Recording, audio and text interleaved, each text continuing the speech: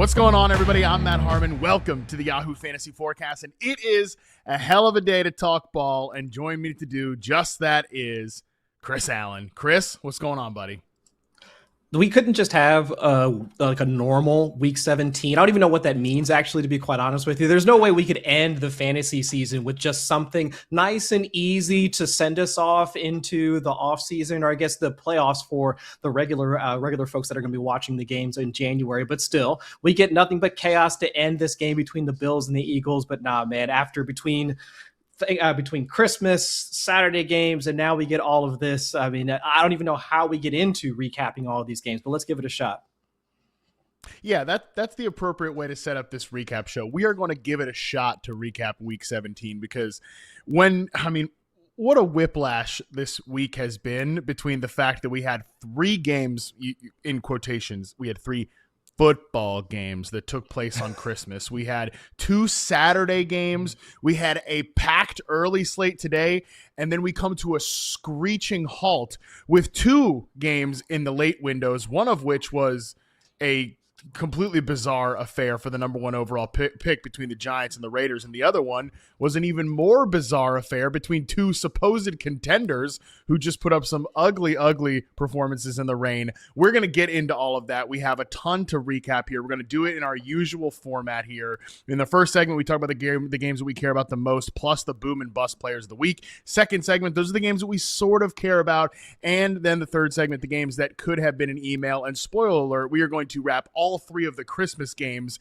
into that particular segment because, my God, all three of them, I could have done with an email for that. Chris, I truly could have just done with an email on Christmas. Like, hey, Roger Goodell, send me the box scores, Yahoo Fantasy. Let me know what the fantasy results are here. I'm fine. We probably could have just had an email for the holiday slate.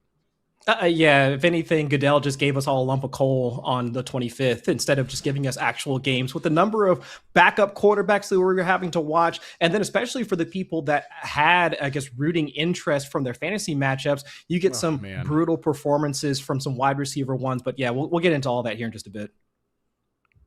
Let's start it off, however, as we always do, with our boom and bust player of the week. And I'm going to bring up the vibe here for our boom player of the week. How could it be anybody else other than King Henry himself? Derrick Henry scores 45.6 fantasy points in the Fantasy Football Championship, 216 rushing yards, 4 touchdowns, the best game of his season. He saved it all until the very end there. I don't want to hear any whining about, well, Derrick Henry managers are all in the consolation bracket. That drives me crazy. Field a team, compete. Okay, get to this point in the season. You could have absolutely done that with Derrick Henry. He had over 1,600 rushing yards this season, and it felt like a weird kind of quiet season for Derrick, or 1,600 total yards. Maybe I'm mistaken on that, but regardless, he ended up with a great final stat line, even if it felt like kind of a down season for Derrick Henry, which, Chris, I think that just goes to show you what a legendary player that Derrick Henry was, maybe will be until we're all dead and 6 feet into the dirt, because that is just how much sustainability Derrick Henry has to his game. If anything, I feel like he is just the second coming of Frank Gore, where we just keep thinking year in and year out, there's just no way that he can continue to do this. And then he does something like this where it's just, oh, okay, well, I have Derrick Henry on my roster. I'm going to win. Or I'm facing Derrick Henry. Let me just shut the laptop. Let me just move on over to just figure out what else is going on with the family today. Let me get some laundry and stuff done or do some other things around the house because I don't need to worry about my fantasy matchups anymore, because that's really how simplistic it was. I mean, you just mentioned his 216 yards against the Packers. Obviously, the folks are probably already know this, but it's the most that any running back has done against the Packers all season.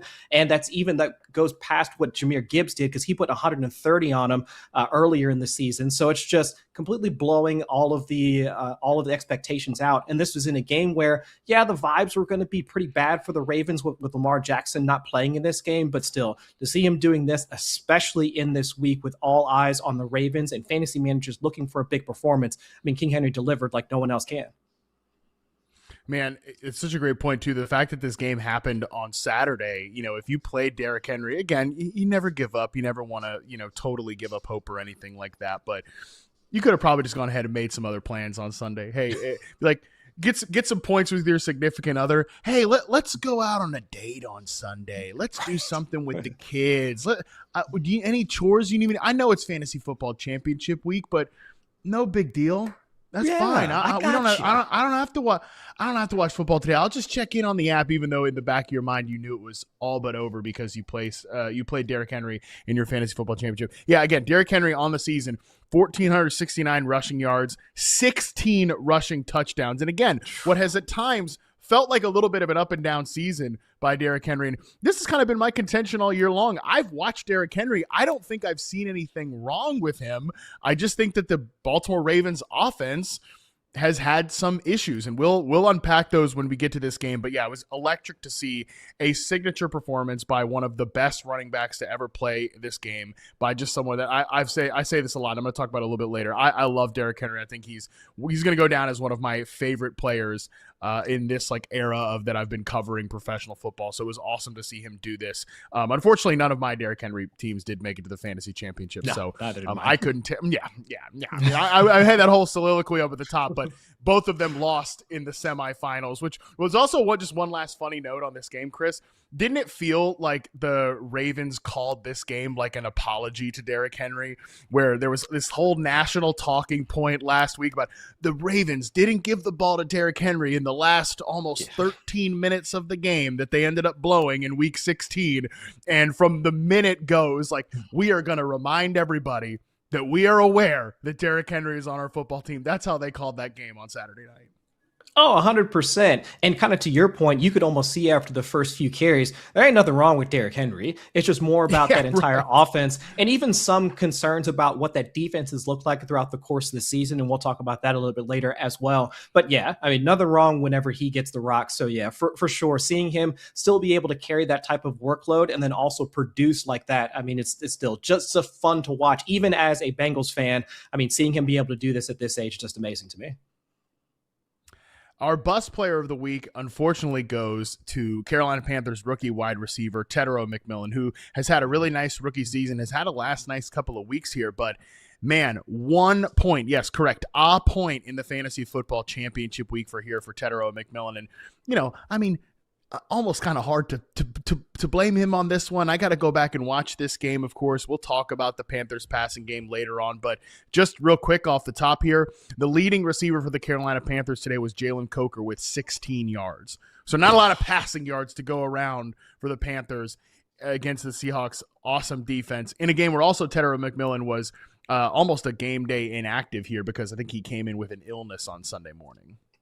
Yeah, and just a tough showing for Bryce Young. I mean, pressured on almost 40% of his dropbacks. So we knew going up against the Seattle defense, it was going to be something of a tough out for not just Bryce Young, but any of the pass catchers with how stiff that their secondary has been throughout the course of the season. So I'm not too terribly surprised. Hope for maybe an explosive pass here or maybe a couple of move the chains, tough catch like type moments for Tetairoa McMillan. But again, in that type of atmosphere, it was just kind of a hard thing to expect coming into this matchup. And I mean, the stats really bear it out in terms of how tough it was for Bryce Young. And then, of course, on the flip side of some of those passes, Tetairoa McMillan not really able to reel in some of those catches that we really hoped he would. But still, kind of to your point, solid rookie season for McMillan, but it's just with the up and down nature of that entire offense, and now going up against a tough defense, it's again hard to expect for him to really produce, at least get to the point where we would expect him to, or at least hope to get enough fantasy viable production out of McMillan. All right, we'll talk about that game in depth a little bit more later. But for now, let's get into the games that we care about most here from Week 17. And let's spin it back to Saturday for our first two games off the bat here. Let's first talk about Texans 20, Chargers 16. The Texans, we'll talk about them first because they won this game. They have clinched a playoff berth. Despite starting 0-3 this season, the Houston Texans will be going to the NFL playoffs. And Chris, I don't know how you felt watching this game. I watched this on Saturday, actually, at a restaurant just up the street here. And right away, when the Texans got up to a 14-0, they got up 14 points here, and it was on two almost identical looking deep post routes to the two Iowa State wide receivers against zone coverage. CJ Stroud, by the way, completed 15 of 20 attempts against zone coverage here. And this is a really good Chargers defense in zone coverage for 229 yards and 2 touchdowns. He did throw in one interception. When they went up early like that, I just thought immediately, not good for the Chargers here, because we know what's waiting on the other side, and we'll talk about them here in a moment. But I wouldn't say that the Texans offense wowed me in this one, but they made those 2 plays right away, and they were able to just hang on to that lead for the rest of the day. Yeah, that was the most surprising part. I had at least some, I'd say, confidence that CJ Stroud would at least be able to complete enough passes, keep the offense moving, either between the run and pass game, enough such that they would pull out this win just off of the backs of Houston's defense, but not like that. I mean, I know you probably had to have been happy to see Jalen Noel actually score that touchdown, because that's been one of the rookies you've been trying to get, at least opine, or at least get to the point where he's getting some more pass catching volume on a week in, week out basis. But seeing this type of performance out of CJ Stroud was definitely not what I expected. But on the flip side, having to see Justin Herbert continue to fight behind his offensive line and put into a negative game script, that's where you see the results that you get for Herbert. But hopefully, I mean, I know Harbaugh was talking after that game that there's some things that they want to clean up, but I don't know how you clean up a quarterback that's getting pressured on over 40% of his dropbacks almost weekly. So there's a kind of a tall order to ask, especially now when the play gets elevated, the stakes are higher now. I really don't see how much they can change between now and once they get into the postseason. Yeah, let's stick on the Chargers here. We'll come back to the Texans, and because they're more of almost like a next year conversation and everything like that. I think the Chargers are the more interesting one for the rest of 2025 here, going into the playoffs and everything like that. Yeah, what are you going to clean up here, Jim? I mean, yeah, there's plenty I'd love to clean up. I'd love to get my ass back in the time machine and bring Rashawn Slater and Joe Alt back to this offensive line. Other than that, other than time travel, I don't know, or scientific miracles here, I don't know what you're going to do about this situation. Next Gen Stats had that Justin Herbert was pressured on 38% of his dropbacks. So again, it depends on what source you're looking at. Here's the deal. Watch the football game. Justin Herbert was harassed all evening here by this Texans defense, as we expected it to be. Again, more from Next Gen Stats. When he was under pressure, Herbert took 5 sacks, completed just 4 of 10 attempts for 32 yards and an interception. When he was kept clean, Herbert completed 17 of 22 for 204 yards and a touchdown. It really is just as simple as that, man. And again, just talking about early on, like when they flashed the graphic, Bobby Hart starting at left tackle has not started at left tackle since the 2022 season with the Buffalo Bills. I immediately just like, yikes. Woof. Like what? Woof, what are we going to do here? And I mean, Chris, it wasn't just pressure that the Chargers faced in this game. It was immediate, instant, the play is over pressure. So when we're talking about these wide receivers, like Quentin Johnson made a couple of big plays. He went over 90 yards again. That was good to see for him. Ladd McConkey, obviously a super disappointing game on what is probably what is definitely a disappointing season for Ladd McConkey.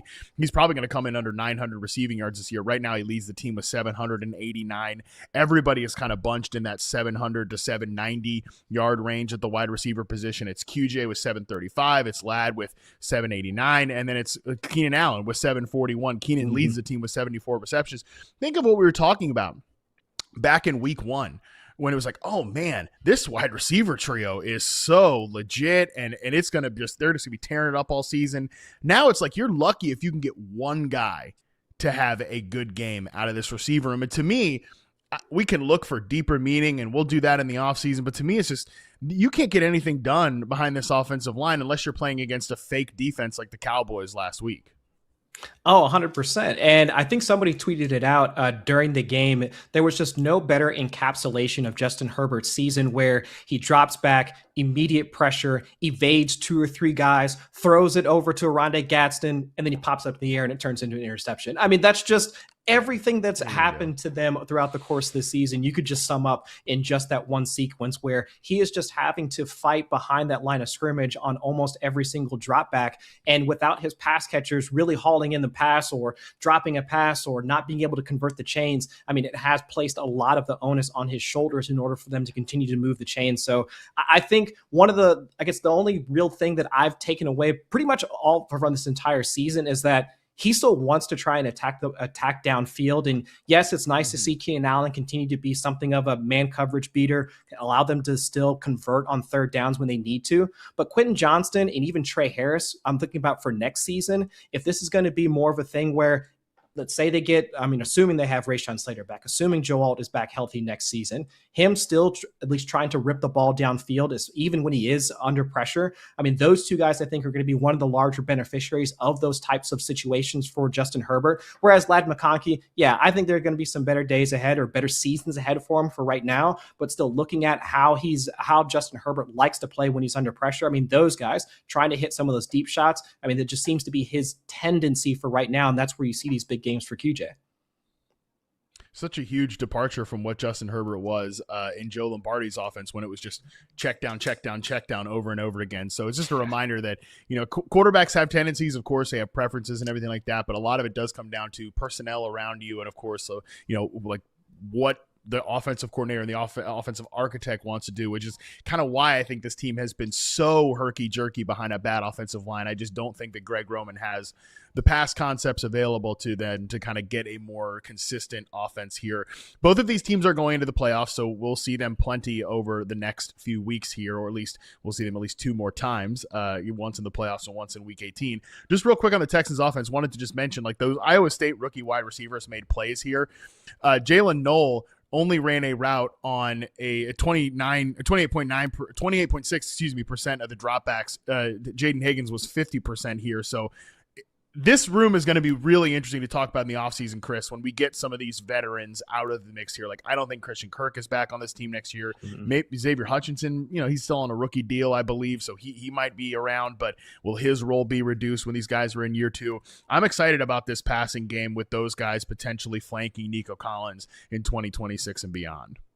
Yeah, and you have to assume that CJ Stroud also starts to get a little bit more comfortable behind that offensive line. They make some changes and add some depth or even just some better starters for there, so he's not under duress as often in 2026. So I'm completely with you there. Yeah, Dalton Schultz is a nice role player. Obviously safety blanket for CJ Stroud, but with Nico still playing the primary wide receiver in that offense, I would say those two guys flanking him, Higgins playing more of that flanker position, then maybe having Knoll as your full-time slot guy. I can really see that taking off from a pass catching standpoint in 2026. All right, let's move to the next game here, the Saturday night game. Ravens 41, Packers 25. Of course, we already talked about, Packers 24. We already talked about the big story here of this game, which was, of course, Derrick Henry. Couple more stats here on Henry and just how insane this game was. Again, season high 36 rush attempts, season high 216 rushing yards, of course, 4 touchdowns, all season high. Henry totaled 108 yards on both inside and outside runs in this game. He now has 4 such games in his career, according to Next Gen Stats. No other running back has even had 1 such game since 2016. So it's December, man. It's cold. People don't want to be tackling Derrick Henry when it's cold outside, and that we definitely saw a lot of that. Was it Valentine or was it Nixon that just got stiff-armed into next century? It was one of those nights for Derrick Henry against the Packers defense. Yeah, and you know me, I'm more the one to try and buck any of the weather narratives, but trying to tackle Derrick Henry once you get into December, no, I don't think anybody wants any of that. And yeah, and watching him stiff whichever Packers defender that was right into the shadow realm just really goes to show.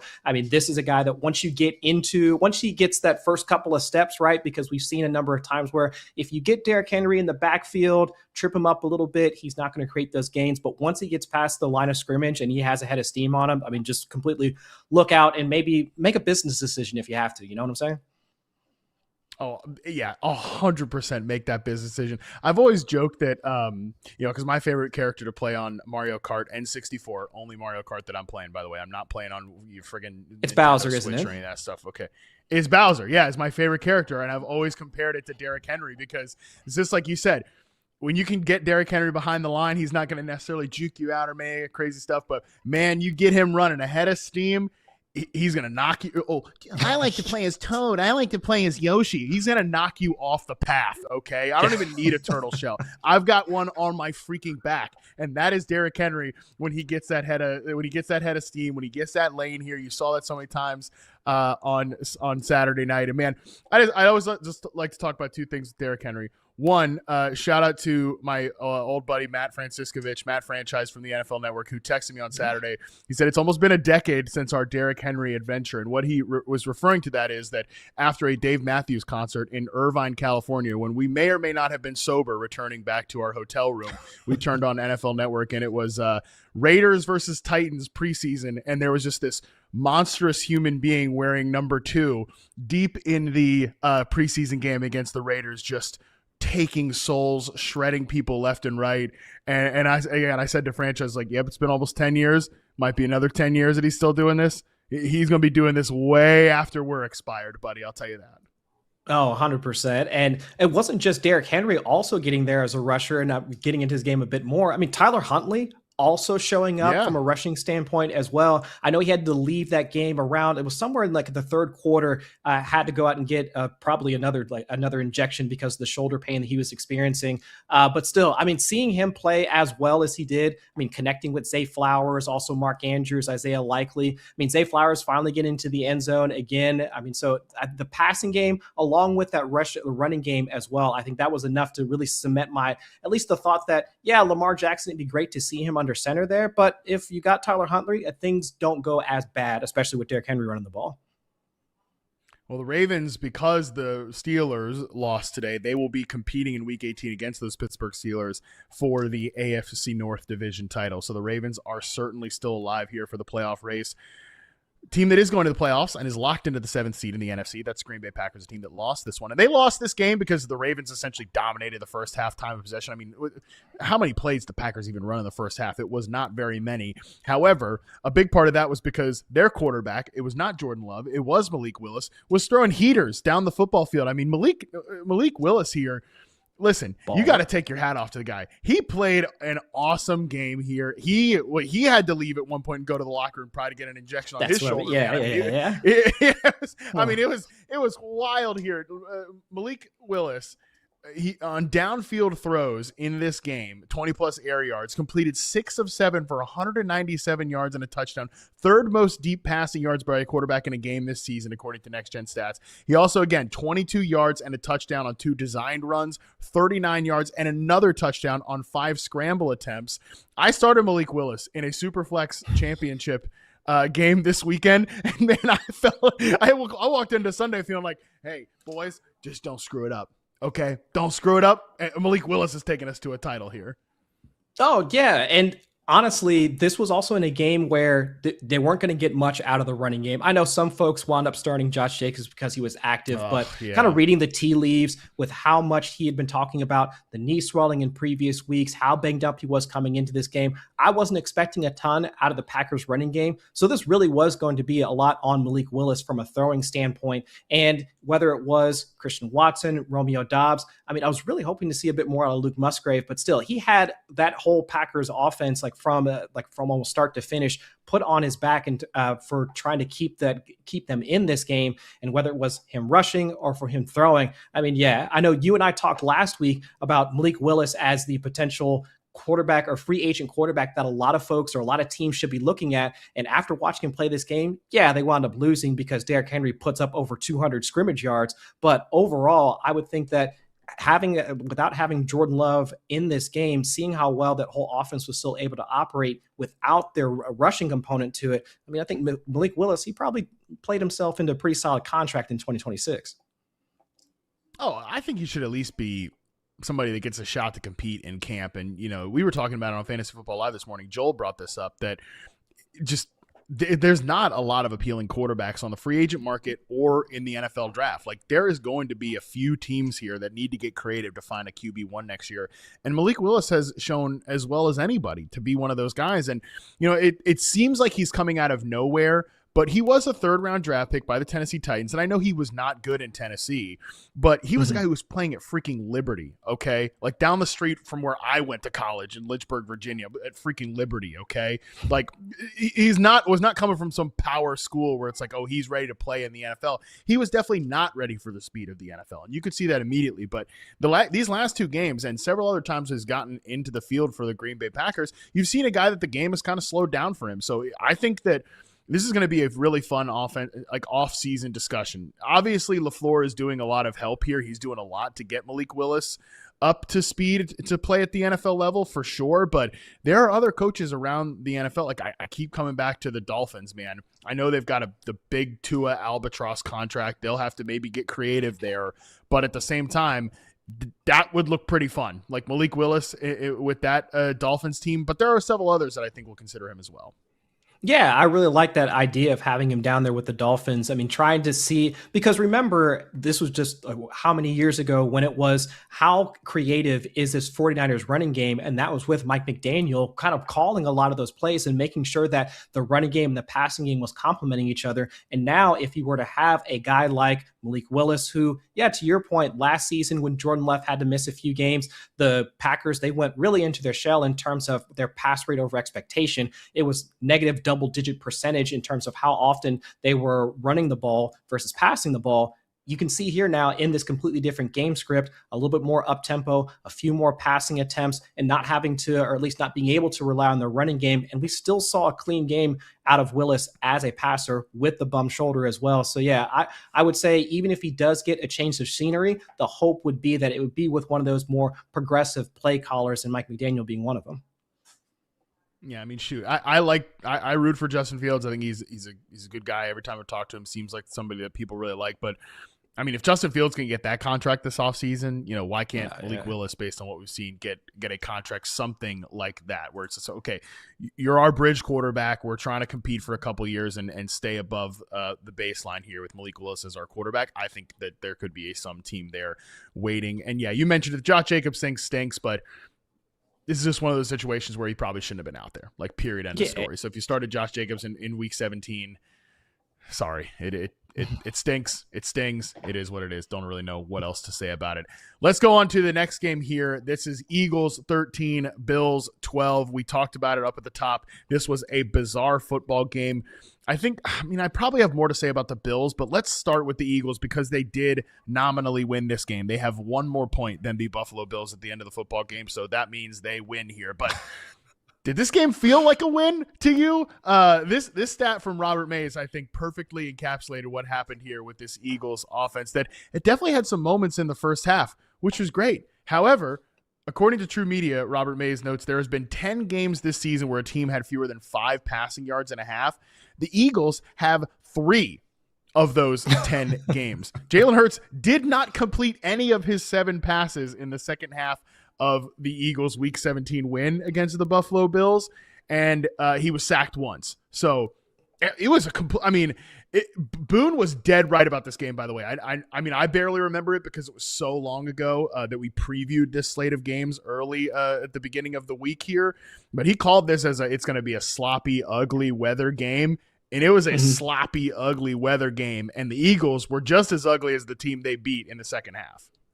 Yeah, and that was the thing. In the earlier parts of the game, we could see some play action shot plays to A.J. Brown, Devonta Smith, and of course Dallas Goedert getting the touchdown. A few off tackle runs for Saquon Barkley. The offense showed a bit of rhythm in the first half, but in the second half, nothing was seeming to work. Nothing but punts for the Eagles offense throughout the entirety of the second half. It's just punt, punt, punt, punt. They had 5 or 6 possessions, all ending with punts. Then, of course, they get to kneel out the game, or at least get the end of the game after the Bills don't get the 2-point conversion. So just a bizarre, and also the play calling as well, because once they got into those long down and distance situations, Kevin Patullo still opting to call for runs, quarterback draw plays, things like that, where it's just, you could still pass the ball. I know that the rain was still coming down in the third and fourth quarter, but A.J. Brown was still out there running routes, still had other options in the short area of the field, whether it was going to be Dallas Goedert or even try a couple of targets to Saquon Barkley. It just seemed like they were hoping that the Bills continue to shoot themselves in the foot from an offensive standpoint. But of course, Josh Allen mounts a comeback at least as best as he can to score 2 quick touchdowns towards the end of the game. But still, I just thought it was not like poor play calling from the Eagles. And also I'd say some just bizarre, or I guess untimely execution from the Eagles because of I would say a bad, a drop by Devonta Smith, or not even really a drop. It was just a catch, but overturned by the officials. So just untimely calls that from the Eagles standpoint as well, that kind of led to them, having to really hope that the Bills wouldn't pull out the win there. I think you nailed this perfectly here, which is that the Eagles were just content to say, all right, we've got the lead. The Bills are just constantly shooting themselves in the foot on the other side of it. Let's just sit on this thing. And I just hate that they call plays that way, but they've been doing that all season long. I don't think that they're going to change because guess what? I mentioned that they have 3 of those 10 games. They've won all 3 of those games, by the way, where they've had fewer than 5 yards in a half. So they have no reason. I mean, I think they've got a lot of reason to maybe consider changing, but that just hasn't happened, and I don't think it will happen the rest of the way here. Let's talk about those Bills because Josh Allen definitely made some hero plays late in this game trying to mount a comeback, which, I mean, that's like what the Bills have to have here. Like the Eagles, for the most part, kept James Cook bottled up. He didn't have any big, long runs here. Josh Allen clearly was not 100% in this game. He definitely looked like he was playing through pain. I don't know if you saw the same thing. And that was pretty much it. Like Josh Allen, there was nothing going on in this passing game. And I said this on social media. I was like, it is shocking and yet not shocking at the same time that this passing game is completely toothless unless Josh Allen just plays like an alien. And he was not playing like an alien for large parts of this game. He had some moments. He was 6 of 9 on passes of 10 plus air yards in this game for 154 yards, which that was great. That was it. Like they had to make those insane plays. Otherwise, there was nothing going on here in this Bills passing game, which is not a shock. Like look at the players on the roster. Exactly. We were talking about it this morning on FF Live. It's just having to rely on these wide receivers in order to make plays. Yes, they can turn up for a few explosives here and there. Cool to see Brandon Cooks catching the ball downfield. Tyrell Shavers coming up with a big play that they needed in order to cap off a touchdown in order to get them within a score. I mean, yeah, those guys will allow for those type of big gains down the field when you need them, but they also need to have those just down-to-down consistency, down-to-down efficiency that's just not there. And the tweet that you wrote, nobody open downfield, you could hear that. I mean, KB and Tom Brady were talking about that during the game multiple times. It's just, here's Josh Allen dropping back, nobody open downfield, and then, of course, he either eats a sack or tries to create something on his own. It wasn't until, or like honestly, outside of the passes to Dawson Knox for a first down, or even to either the running backs that you would see some level of rhythm to that offense. But when it's trying to rely on his receivers, especially in obvious passing situations, I mean, you could just feel the frustration, if not from the offense itself, but from the rest of the Bills Mafia having to watch this because it's watching their quarterback taking a number of those hits, especially when they know he's banged up with the foot injury. Yeah, and Bills fans are starting to do the thing where it's like, well, Josh Allen's not playing well, and I agree. It's like he wasn't perfect in this game. There's no doubt about that. I mean, they win this game if he hits that pretty layup pass to Khalil Shakir in the end zone for the 2-point conversion. Like he definitely is not going to come out of this game thinking like I played perfect, and nor should he. He didn't. So there's that, and they're also doing the like, well, this is like how much of it is the scheme, and I just keep saying like, dude, this is Occam's razor, baby. The simplest explanation is the one that makes sense. It's the players. Like, it's at least 90% the players. And I'm not even some big, like, Joe Brady honk. Like, oh, man, I love Joe Brady's scheme, man, that stuff. Just, like, there's no scheming around this group of pass catchers. There's no just, like, let me flip to page 5 of the playbook and just push the scheme freaking Josh Palmer, Tyrell Shavers open play. I mean, that just doesn't exist. Point proven, in my opinion, is like Joe Brady was the offensive coordinator for the 2020 Carolina Panthers, and DJ Moore, Robbie Anderson, and Curtis Samuel all went over 1,000 yards from scrimmage that season. And it's like, I mean, those guys were solid to good players. When you have solid to good players in this offense, you're going to get some passing production, unless Josh Allen plays a complete alien. That's like the long and short of it. Well, of course. I mean, you could almost map what's happening to the Bills offense to the same thing that's happening or that's been happening to the Chiefs offense over this, especially this last season, where if you don't have Rashee Rice doing Rashee Rice things or Travis Kelce in his prime, having to rely on Hollywood Brown, I mean, any of the other guys that role players that they've had to try and trot out there, this is the type of offense that you're going to get where you're forcing your quarterback to be a Superman on a down-to-down basis. And then at some point, the dam is going to break and you're going to be sitting there wondering, well, why is my quarterback not playing as well? Well, I'm pretty sure Patrick Mahomes and Josh Allen, I mean, both have been in the MVP conversation for quite some time. I'm pretty sure nothing's wrong with them. It might just be the guys that they're throwing passes to, in my opinion. Yeah, exactly, right? Like these guys are not the problem. That's not to say that they have been perfect all throughout this, but the point of like this is football, man. You can't ask one guy to save you for 2 full seasons every single game. Especially now when Josh Allen is going for X-rays after the game, and he can say all he wants that didn't affect him on Sunday. Maybe it did, maybe it didn't, but it's just again, it looked like it did. Like watching the game, it looked like it affected him. And that's just the point here is that you can't have one guy just save you for 2 straight seasons. Okay. Like at some point you've got to increase the margin for error, and there's no margin for error in that Bills offense. And I think you saw it today against a really good Eagles defense. And I have a bad feeling that you're going to see it at least one more time when we get to the NFL playoffs here, because this Bills team they're not going to win the division, but they are going to the playoffs. Let's talk the next and final game here of this segment, which is Jaguars 23, Colts 17. Jaguars, man, really impressive. This stat from Jaguars PR. Jaguars coach Liam Cohen is the only first-year head coach in NFL history to win 12-plus games after taking over a team with 4 or fewer wins the season prior. You know they're excited to hype up their coach when they're willing to dunk on last year's team to do it. So Jaguars very excited about Liam Cohen, and I think for very good reason. Oh, yeah, of course. I mean, this is now, the third game in a row we've seen like Trevor Lawrence, not just from a passing standpoint, but also from a rushing standpoint, get there from in fantasy, from a fantasy standpoint. Third now most touches for Lawrence in a single game this season. 2 of them coming in the red zone. Lawrence now has the third most touches of any quarterback once they get into the red zone. It's 4th game with double-digit fantasy points just as a rusher. If we've talked now throughout the different parts of the season about, well, where's Trevor Lawrence at as a passer? How is he fitting into this Liam Cohen offense? And yeah, given where the injuries to the wide receivers have been, the trade for Jacoby Myers, now getting Brian Thomas Jr. back healthy. Things have now started to click offensively now that he has most of his pass catchers healthy. But the underlying current to all that has been how Trevor Lawrence has been able to create with his legs. So yeah, it's good to see still the passing acumen still being there. And we can talk about the wide receivers here in a little bit. But the thing that I've been taking away from each of these games so far is how I would say trustworthy Liam Cohen has for Lawrence as a rusher. When we saw the same thing from Baker Mayfield over the last couple of seasons in Tampa when Liam Cohen was there, and now mapping over that same style and those same tendencies in using Lawrence's frame and rushing ability now to really accentuate his game and keep the Jaguars in contention as we saw earlier today. Yeah, I think that's a great point by you. I don't think that's a coincidence that Baker Mayfield really got unlocked as a scrambler in Tampa Bay. Obviously, Liam Cohen is his play caller in 2024. He was also his play caller in that brief little stint in 2022 with the Rams. Not play caller, but he was the offensive coordinator. Obviously, Sean McVay calls plays. But I always said this, that Baker, and listen, we'll talk about Baker later.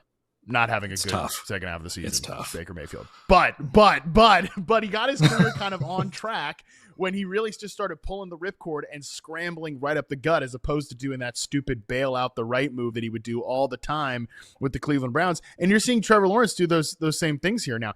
Career high 9 rushing touchdowns this season for Trevor Lawrence. He is 10th in the NFL in quarterback rushing yards, and he trails only Josh Allen in rushing touchdowns with those 9. And I thought today against the Blitz, 13 of 18 for 10.6 yards per attempt. That's another evolution for Trevor Lawrence here, just having confidence in the system. I'm getting some extra heat. Here's where that replacement player is. Here's where the outlet is. Being able to find that comfort in the system, I thought was very noticeable by Trevor Lawrence. You mentioned the pass catchers. I want to talk about that here for a second. So since week 15, Brian Thomas Jr. has run around on 83% of the dropbacks. He's very much playing a borderline sacrificial X receiver role. Team high 15.4 air yards per target. Doesn't do much in this game. Didn't do much in the week prior against 2 really good cornerback units there. Sauce Gardner was back for this game. He didn't finish the game, but he was back for the most part. Jacoby Myers leads the team in routes, leads the team in targets, all of that since he has been there. Of course, we know that. But Parker Washington, since week 15, leads this group in targets per route and 3.4 yards per route as the slot receiver in this offense. Man, Parker Washington has been putting on a show here, especially the last 2 weeks. Yeah, because if you had told me last week, or at least the grand takeaway from a lot of folks from last week's game when they played against the Broncos was that, all right, well, PS2 is going to be on either Brian Thomas Jr. or Jacoby Myers. And so Parker Washington is going to see Riley Moss. That's where you're going to see Washington have a career day from a receiving standpoint. And I would have completely believed that. And I would have been, okay, well, we can't really assume that he's going to get the same type of volume and produce the same as we had just seen in week 16. Nope, not the case. I mean, 10 targets, 115 yards. I mean, he really is doing a lot of the same stuff, at least from a production standpoint, that Jacoby Myers was doing in his first couple, like 2, 3, 4 weeks when he was with the Jaguars. So yeah, seeing Myers shift a bit more out to onto the perimeter, playing that flanker role opposite Brian Thomas Jr. has really let Parker Washington move into the slot as a more full-time route runner and receiver for this offense. And that's where I would assume, this consistency in terms of how often he's getting targeted, how comfortable Trevor Lawrence is. I mean, Lawrence on third down today, 9 attempts, 6 completions, and 5 first downs or a touchdown. I mean, that level of, I would say, how often and how much he's able to get into rhythm with his offense and access each of his pass catchers is really how you see a guy like Parker Washington continue not just the volume, but the production as well. Let's flip this to the other side and talk about the Colts, who were officially eliminated from playoff contention on Saturday with the Texans win over the Chargers. Yet Phillip Rivers still started this game. I would guess it's his last start of the season. I feel like we'll see Riley Leonard in week 18. We'll see what happens with his coaching staff, the front office, the whole deal, because obviously the season has ended on a very disappointing note.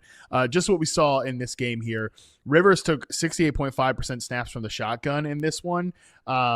He was above 92% in both of his first 2 starts for this team, and I think that did have some significant there was some significant fallout from that move here. Rivers, I don't think, looks comfortable dropping back from under center, which, of course, like, he's 5 years out from the NFL right now. Any sort of movement from him is a difficulty, and I think that showed up in the passing stats. Next Gen Stats noted that Rivers was much more effective throwing between the seams, 13 of 20 for 110 yards and a touchdown. Outside the numbers, 4 of 9 for 37 yards and an interception. Was more successful on in-breaking routes than out-breaking routes as well, which I think just kind of lines up with where Rivers is at this point. Yeah, and you can kind of feel that, especially with Alec Pierce having a bagel in his box score today, even though he had 5 targets. Yeah. So, I mean, it was more of a distributed passing attack. I mean, 6 targets for Jonathan Taylor and pretty much 5 across the board for the rest of the guys that we care about. I know Michael Pittman, he left the game earlier with a calf injury. He wound up returning, but still just not enough production there, especially with the types of routes that you would typically see for those guys. So outside of, seeing the type of I guess the volume for those guys was great to see, but kind of to your point, if they were trying to switch some things up in terms of how often Rivers was under center, I mean, it helped Jonathan Taylor quite a bit, seeing him get into the end zone. But from a pass catching standpoint, it just didn't seem like he was comfortable enough in that offense to make the same types of throws that we'd seen in primetime just last week. Yeah, just not a lot there. And I think that we can leave it at that. I mean, the Rivers thing was really fun for a minute there. There was a very low limited ceiling to it. And I think that if you were being honest with that, you felt it even as he was having some exciting moments, especially against the Niners on Monday night. You mentioned Jonathan Taylor. He's averaged more than 3.6 yards per carry just once since the bye, but he did get into the end zone today. So if you had him in your fantasy football championship, congratulations. You at least escaped this one with a touchdown. That does it for the games we care about most. Now let's get into the games that we sort of care about here, starting with Seahawks 27, Panthers 10. On the Seahawks side of this one, Chris, the run game showed up today. Kenneth Walker had a couple of moments, but it was Zach Charbonnet with 18 carries, 110 yards, and 2 rushing touchdowns, which, in my opinion, really helped break this offense out of a bit of a funk to start this game. Yeah, and still, I know a lot of folks, after seeing Kenneth Walker breaking tackles and creating explosives last week, were hoping to see some of the same, and the opportunity was certainly there. I mean, 15 carries, like you just mentioned, for Kenneth Walker. They both got a couple of targets, but again, the thing that I've been harping on for probably the last 4 to 5 weeks, contextualized usage for these running backs. I mean, once they got into the red zone, it was almost all, Zach Charbonnet, 100% of the snaps from inside of the 10. That's how he winds up with his touchdowns. Really just 22% snap rate for Kenneth Walker once they got into the red zone. So you could see that shift, and we also noted that throughout most of the season, that Zach Charbonnet, he's the one they use once they get into scoring position. Ken Walker is that guy that, unless he's really scoring from outside of the red zone, he really doesn't have enough opportunities to get there from a fantasy standpoint. If only they were one person, they'd be. Yeah, that'd be so much easier. Just running back. Just give me that guy. Yeah, it'd have been a great pick for anybody in drafts this year. On the Panthers side of it, career day for Bryce Young. Derogatory. Bryce Young posted the worst adjusted yards per attempt of his NFL career. 0.38 adjusted yards per attempt against the Seahawks in Week 17, and second worst EPA per dropback of his career at minus 0.54. Which, I mean, that's saying something, man. There's a lot. Like you saw the stat on the screen. You're seeing a lot of 2023. You're seeing a lot of Bryce Young rookie season in terms of his worst adjusted yards per attempt. And for him to have that game in Week 17, look, it's a buzzsaw, right? This Seahawks defense is nasty. They've got some issues, of course, on that Panthers offense. We mentioned McMillan came in here with an illness. They're obviously they're just not ready. They're not ready to compete with a team like Seattle, even if they make it into the playoffs because they beat the Bucs in Week 18, because the Bucs lost this week as well. This team is, I think, trending in the right direction. They ain't ready to hang with some of the big boys yet.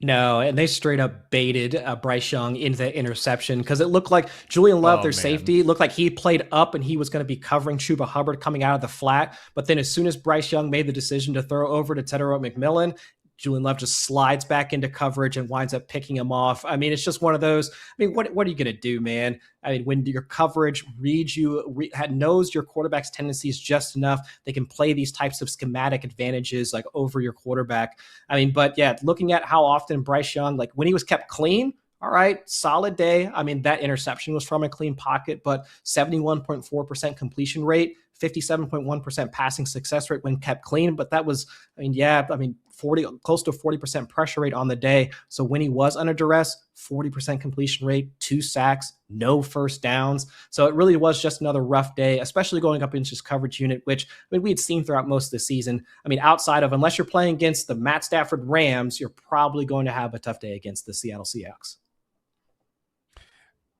The Panthers, specifically Tedero McMillan, will be interesting to talk about in the offseason when it comes to fantasy football, because I guess they're going to run it back with, my guess is they're running it back with Bryce Young next year. Like, especially if they win the division, he's probably going to be the starting quarterback again this year. And, you know, like we kind of know what the Bryce experience is at this point. That's not to say that he can't improve in his future seasons, but I think it will be really interesting to see where McMillan comes down from an ADP perspective in 2026. Like, do you have a read on that as to how you might feel about him next season? Because I think we can all agree, like, McMillan is a good player. I think, you know, what his ceiling is still to be determined, because he's had I think you categorize it really well. I think he has had a solid rookie season. So far has Tedero McMillan. I wouldn't say that he looks like the next Jamar Chase or anything like that, but he has had a solid rookie season. What is a solid wide receiver one for the Carolina Panthers worth in 2026? Like, that will be an interesting discussion. The first number, at least in terms of a round that came to my mind, 6th round, maybe somewhere in there. I bet it will be higher than that. You know, like he just second year receiver. These guys get steamed up the board. He's got really good, you know, per route metric. Well, I don't know. After one freaking, you know, point today, maybe he won't. I don't know. But that's Yeah. That's why I was thinking more towards the middle rounds, just because this is going to be the thing that people are going to keep in their minds. And so at the start of the offseason, I could see him being more of like a 5th or 6th rounder. But then kind of to your point, let's say they make some additions along the offensive line. The Dave Canales is on podcasts, and of course Eric Eager, who's been like an excellent analyst who now works with Carolina, talking about how they're going to make some changes to the scheme. And Dave Canales talking about how he's going to help improve Bryce Young. I could see him getting steamed up into like the early 5th, late 4th, early 4th throughout the rest of the offseason. I could see that for Ted for sure. Yeah, it will be really interesting to track, because I could talk myself both ways on this team, where like Bryce is what he is, and that's that. But there's a lot of young players on this offense. You know, the quarterback is still young in his career relatively. Like, he's not really at the point where quarterbacks are in their prime yet. Their number 1 receiver is a rookie this year. Their number 2 receiver is an undrafted rookie from the year before. And like, I think Coker and McMillan are the two, like the 1 and 2 to build around. but they could use some help at 3 and 4, stuff like that. So we'll tight end, like that's a spot they could maybe make an upgrade. So a lot of potential changes for this Panthers team, but again, they might win the NFC South because it's all going to come down to that Week 18 matchup. The Bucs blew it once again.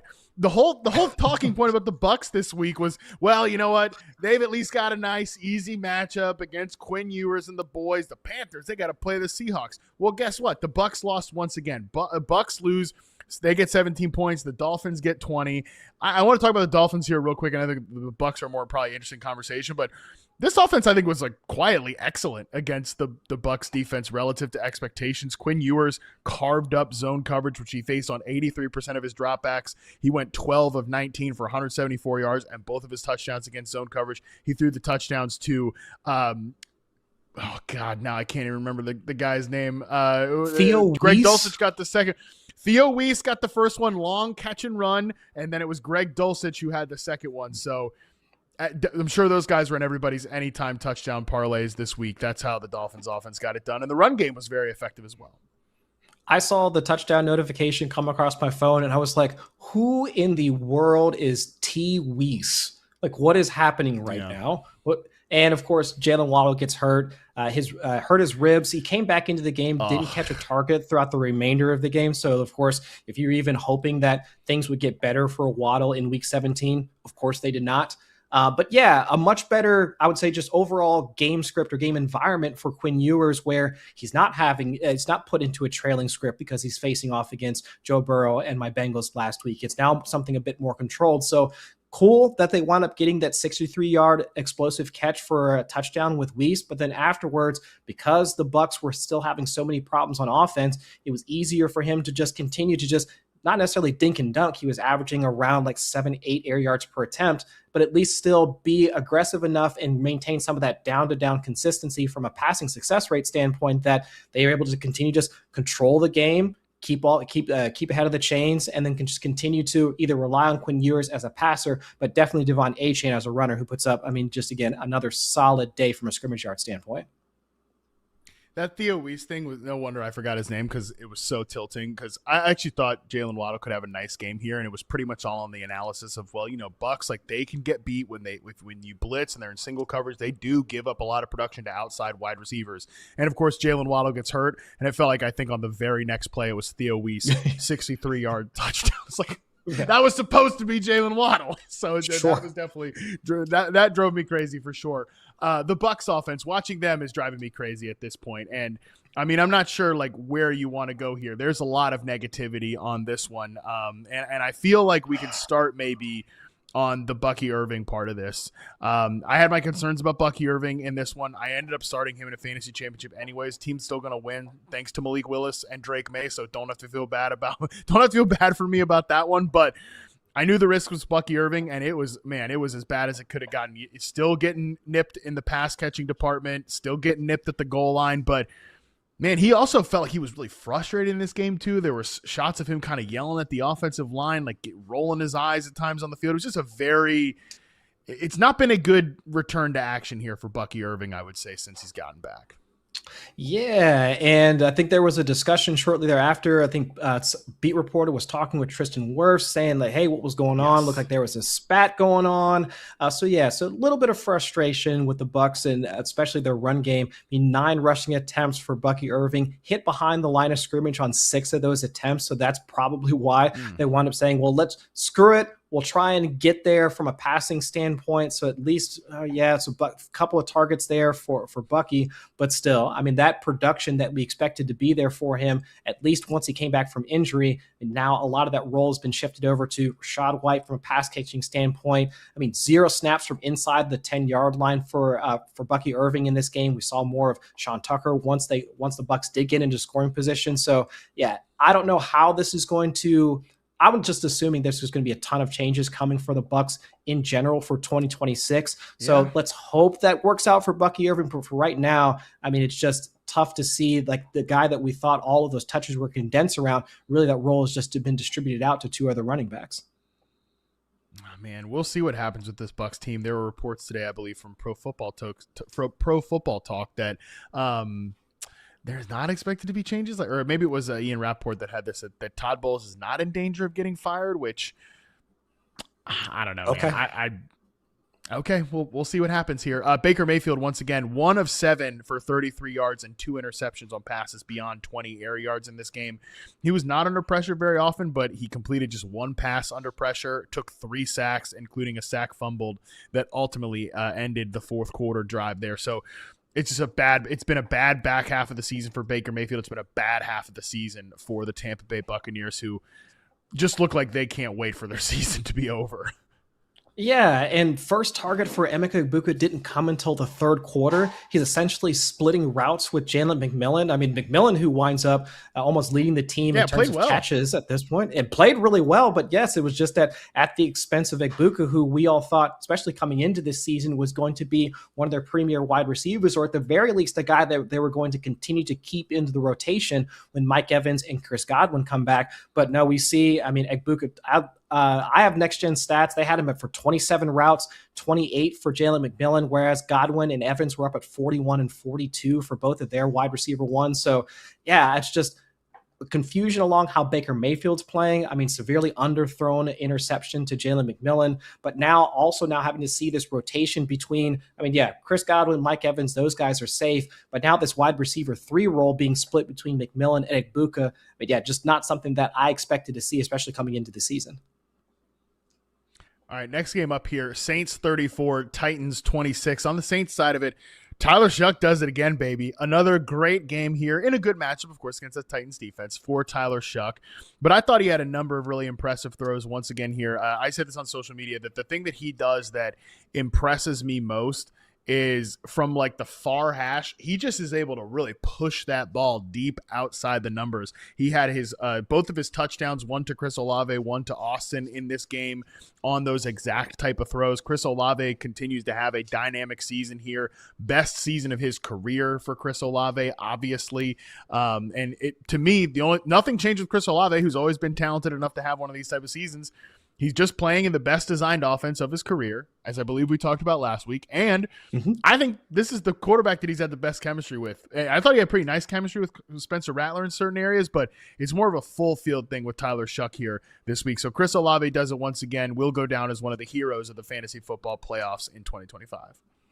Yeah, and honestly, it was kind of the tale of two halves for Tyler Shuck, because he just had 82 passing yards at the end of the first half, negative 0.09 EPA per dropback. But then, of course, once he gets into the hole, because Cam Ward has a couple of touchdown passes early on in this game, 251 passing yards, 2 touchdowns in the second half, 0.6 EPA per dropback. And I mean, only the downer in all of this, and we were talking about it quite a bit earlier this morning, was really not a lot of production going towards Taysom Hill, where it's 11 targets for Chris Olave, seeing Kevin Austin Jr. getting a few targets. I mean, Dante freaking Pettis getting 4 or 5 targets and also having a costly fumble, which almost cost him the game there because he fumbles out of the end zone.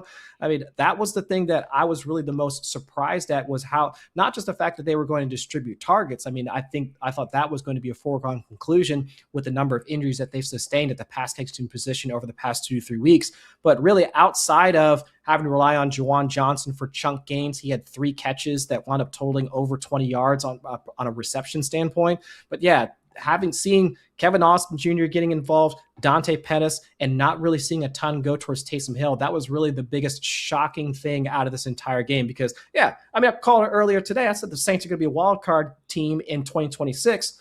Tyler Shuck, Offensive Rookie of the Year. I mean, yeah, I saw this coming for sure, but at the Taysom Hill part, that's still kind of confusing to me.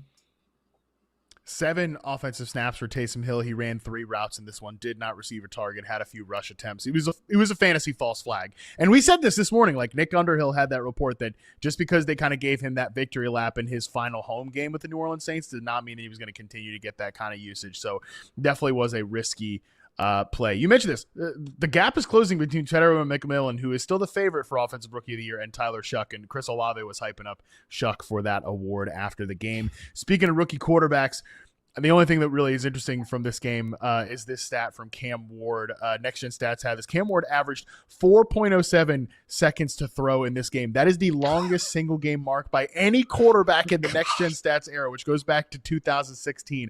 On throws taking longer than 2.5 seconds, Ward went 13 of 28 for 208 yards in both of his touchdowns. I mean, that was the Cam Ward experience in this game, man. He was just holding on, trying to make something happen. And, to his credit, sometimes he did make some things happen. Yeah, he did. I mean, pressured on 52.2% of his dropbacks. Chase Young just stole his lunch money on a scoop and score and wound up scoring for the Saints. Yeah, and that was really the biggest play for the Saints in that first half was Chase Young stealing the ball from Cam Ward. But yeah, I mean, we talked a bit about it last week where Cam Ward, you can see some of the flashes there. You give him a little bit of time. And honestly, there were a couple of plays where he eludes pressure, winds up trying to make something happen and gets the ball over to either whether it's Chim DK, Alec Ayumaner, who gets into the end zone here. I can see the young pass catching core for the Titans playing a bit better in 2026, but clearly there are some things that need to change, not just the offensive line, but also making some additions to that receiver room as well. Oh, no question. They got to make a lot of changes around Cam Ward, but I think he's shown enough flashes to get excited about here late in the season. Let's go to the next game here. Browns 13, Steelers 6. I mean, Harold Fanning got into the end zone here for the Browns early and then left with a groin injury. That was a bummer because that was a pretty sweet play that he made on a pass that Shedeur Sanders threw up for him. I will just say, Chris, my one thought about this game, there was a lot of discourse online about, and I think Myles Garrett actually even alluded to this, that he felt that the Steelers were more concerned about not allowing him to break the sack record against them than they were with getting a win. And yeah, I'm glad you made that face because, I mean, number one, this is the most listen, the Steelers, I was very down on them this year, and they have no doubt about it outkicked my expectations. But this is the most classic Tomlin loss ever. It's to an inferior team. It's in a spot where you could just tidily wrap up your playoff odds and just go in, sail into week 18 with nothing to play for. You rest some starters, whatever, and you lose to an inferior team. They lose in Cleveland so often, it's ridiculous. And also, they were getting the ball out quick and not pushing it down the field. Have you not watched the Steelers all season? That's all they do. I don't understand, what did they expect? It's not I think Myles Garrett, or I think a couple of folks I saw talking online of, how quickly Aaron Rodgers has been getting the ball out every time he drops back to pass. He's been doing that the entire season, my guys. Yeah, he's been doing this park and bark thing pretty much the entire year, and that didn't matter if DK Metcalf was going to be on the field or not. I mean, honestly, the only surprising thing out of the entire, from a Steelers receiving production standpoint, was that really just only seeing 4 targets to Kenny Gainwell, where he'd come in with 6, 7, and 6 targets on the past few weeks. We were talking this morning, we're assuming that this is going to be essentially an alpha wide receiver type volume game for Kenneth Gainwell. So outside of that, I mean, so you're going to throw it to MVS 9 times. Scotty Miller gets 7 targets. I mean, that's certainly that's certainly a choice. I mean, if you want to be mad about that, if you want to be mad about something about the Steelers offense, I'll be mad about that versus anything else. But no, I don't think there was really any concerted effort to get away from Myles Garrett. I mean, Aaron Rodgers has been playing that way throughout most of this season anyway. Exactly. I'm sure they didn't want Myles Garrett to break the sack record against them, but I don't think that they went out of their way to make sure that didn't happen in sacrifice of a win. This is how they've been winning all season. So they just didn't do it today because they faced a good defense and they do not have their number 1 wide receiver. Let's go to the next game here. Giants 34, Raiders 10. Congratulations, the Raiders. They've not wrapped it up, but they are in line for the number 1 overall pick after this loss to the New York Giants today, which I saw Daniel Jeremiah tweet this out, and I listen, DJ and I are pals. He never says anything, that's too pointed, but for him to say, and this is a direct quote, having a bad team with a bunch of young players gaining experience and growing sure beats having a bad team with a bunch of washed up veteran guys hogging reps, which for DJ is about as mean as he's ever going to be publicly. And I was like, yeah, man, that's how I felt about this Raiders team all season. And it was definitely a stark contrast watching, Geno Smith try to do whatever out there. He eventually gets ruled out with a high ankle sprain in this game. You've got Tyler Lockett and a bunch of whatever dudes playing for the Raiders offense. Meanwhile, Jackson Dart, like actually had a couple of nice plays in this game, working with Wan'Dale Robinson, a couple rushing touchdowns, one of which was definitely a designed rush attempt for Jackson Dart here. You got to love how Jackson Dart lowers his head to go into the end zone, and then after the touchdown, butts everybody's head with his helmet here. I'm sure the Giants management absolutely loves that, but you got to feel pretty good about seeing some nice moments from Dart as they easily win this game over the Raiders. My one question for the Raiders, just looking at how often they were looking to Michael Mayer, where was this throughout the entirety of the year? It's not to say that Michael Mayer is the exact same as Brock Bowers. He's not the second coming of like Trey McBride or their version of Trey McBride or anything like that. But he's still a good player. I mean, he's still a solid pass catcher and capable of working not just in the short, but also intermediate parts of the field. Where was this throughout the rest of the season? But all right, whatever, Pete Carroll. I mean, you guys are going to do what you guys are going to do. And then, yeah, on the flip side, I mean, Jackson Dart, dude, please, you don't have to go head first into every single time that you have the ball. But also, I mean, shout out to Wan'Dale Robinson. I mean, first wide receiver that's 5'8" to get 1,000 yards in a single season. I saw that stat being tossed around throughout on social media throughout the game. So, I mean, solid outing from him. But all the rest of that, it's just, let's just wait. Let's just fast forward to 2026. Let me see Malik Neighbors catching passes from Jackson Dart in 2026. You know what, though? Seriously, big time shout out to Wan'Dale Robinson for doing that. And, you know, I've obviously had some fun at Wan'Dale's expense in previous seasons, but I've said this on the show. I've said this on my site this year. He has played a lot better this year, and he's done some things that he did not previously do in terms of working as an outside receiver downfield. So shout out to him for getting that. And it is very fitting that, you know, I've tried over the years to not be a wide receiver sizist and, you know, not try to pigeonhole guys in certain roles just because of their height and their dimensions and everything. And for Wan'Dale Robinson, a player that I've never really been that high on, to be the first 5'8" wide receiver to go for 1,000 yards, there's some like funny twist to that. So definitely big time shout out to Wan'Dale Robinson, who's going to be a free agent this upcoming year. So could be somebody that people are interested in the open market. All right. That does it for the games that we sort of care about. Now let's get into the games that could have been an email. We've got 2 Sunday games, and we've got the 3 Christmas games to talk about here. Rapid fire on the way out. Starting with Chris, your Bengals, 37 over the Cardinals, 14. The Bengals basically did whatever they wanted here. Meanwhile, Marvin Harrison only played 32% of the snaps for the Cardinals, did not finish the game. My 2 other thoughts were shout out to Trey McBride for having the record-breaking season in terms of the receptions for tight ends. And also, I can't wait to never talk about this particular Cardinals backfield ever again. Here's hoping. Yeah, Cincinnati was able to do pretty much whatever they wanted. 12-play, 72-yard drive in order to start the game. Follow that up with a 12-play, 79-yard drive. And it was essentially Joe Burrow just completely ripping up zone coverage, man coverage, whatever they had for them. I mean, Jamar Chase gets there, of course, and now he is the first receiver with 80 catches, 1,000 yards, and 7 touchdowns in his first 5 seasons. I mean, of course, and the big play from this game, and we're kind of bearing the lead there, Cody Ford on his birthday, big man, winds up lining up lining up out wide, catch the pass, and then goes for 21 yards. I mean, it was just, I think at that point, pretty much all of the beat reporters on either side, we're just like, all right, well, the Bengals they're just playing around at this point. So yeah, second game in a row now. We've seen Joe Flacco come in to close out this game. So no, fun to see this Bengals offense clicking as it should. Just at least from a fan perspective, wish we'd be able to see that in the earlier parts of the season. Yeah, great stat here we're showing from Dante Kopflem on Twitter. Cody Ford listed 345 pounds as the heaviest player in NFL history to have a 20-plus yard play from scrimmage. So shout out to Cody Ford. Happy birthday, big fella. Let's talk through the next game we've got here. Patriots 42, Jets 10. Oh, my God. This was uncompetitive does not even begin to do it justice. Drake May was pulled with 5 minutes left in the third quarter because this was such a blowout. And at the time, he was sitting on a 90% completion rate and 5 freaking passing touchdowns. You know how we always try and use like EPA per dropback as a stat. And most of the times you will say if we're a quarterback in a game, it's the number that we're going to usually give for a quarterback's EPA per dropback typically starts with a 0. Drake May's EPA per dropback was 1.28 in this game. That doesn't even make sense to me. I mean, and also just drop seeing back, put a point on the board. Exactly. That's how easy it was for him. But I mean, if folks that watched the game or have looked at the box score, I mean, that the most of the plays that we were hoping would get there, I mean, got there. I mean, Stephon Diggs gets there, plays more of a full-time role in this game. Absolutely mossed a guy down the left sideline for a 31-yard gain.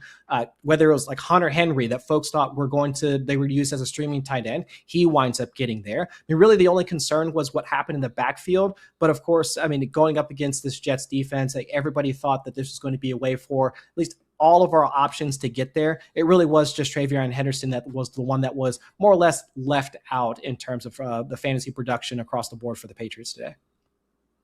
Yeah, in the first half, TreVeyon Henderson was on the field for 50% of the snaps.